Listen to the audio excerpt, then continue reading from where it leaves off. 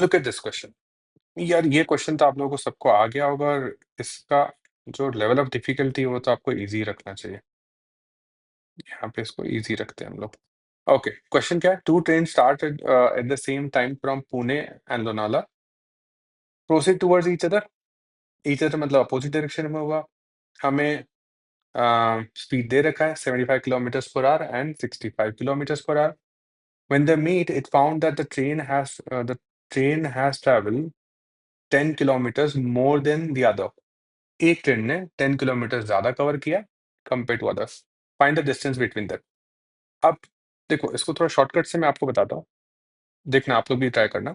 Ratio का concept मैं use कर रहा हूँ। इसमें स्पीड टाइम डिस्टेंस का एक ही कॉन्सेप्ट लगाऊँगा, दैट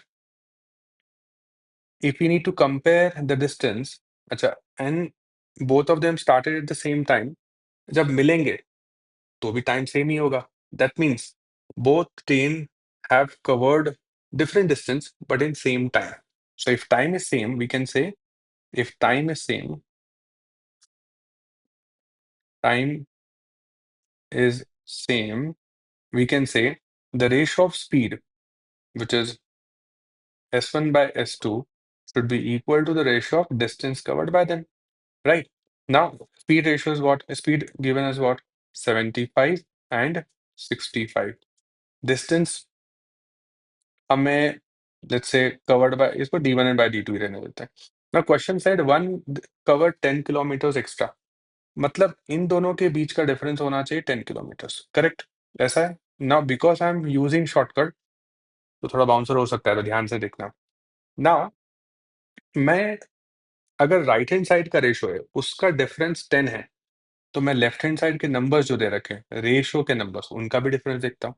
अब 75, 65 इनका भी डिफरेंस कितना है? 10।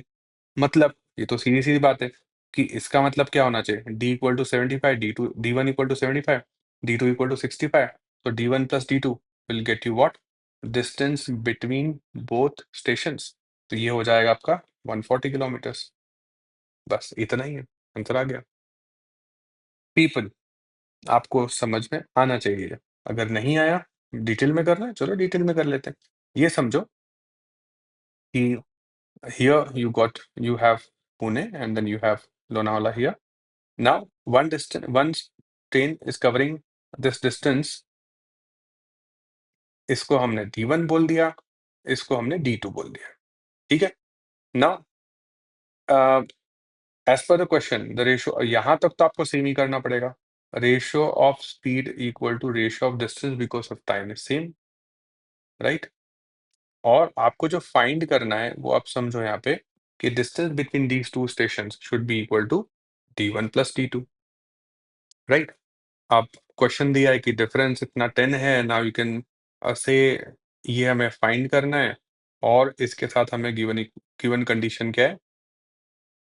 जो डिफरेंस है, this is given as 10।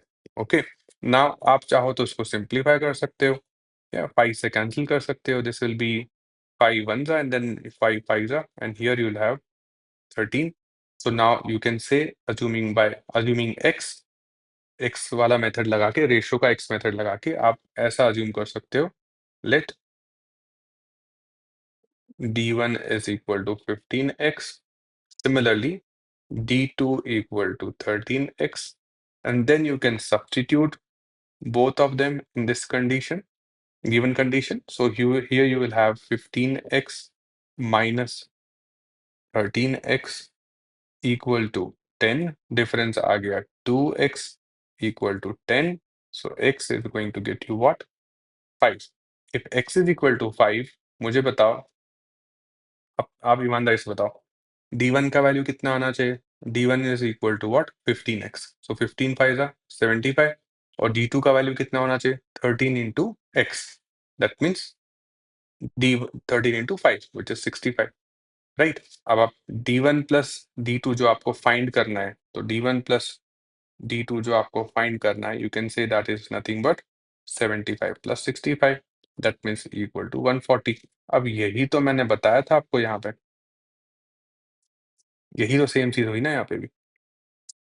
Okay, सो ये रेशियो का शॉर्टकट हमने यूज किया है ये शॉर्टकट आपको समझ में आएगा अगर आपने रेशो को अच्छे से समझा है तो। Ratio is nothing but parts, ratio, right? There different segments. So d1/d2 इसको हम लोग क्या बोल सकते हैं? रेशो का जो डिफरेंस है वो यहाँ पे 10 आया है, और वैल्यूज का डिफरेंस जो क्वेश्चन में दे रखा है d1 एंड d2, इसका डिफरेंस ये भी 10 आया है, करेक्ट? सो अगर हमें वैल्यूज का सम निकालना है तो ये डायरेक्ट है ना, 10 on 10, तो हम रेशियोज का भी सम निकाल सकते हैं, इसलिए हम उसको 75 + 65 बोल दिया। ठीक है, this got you what 140। Okay, explained again.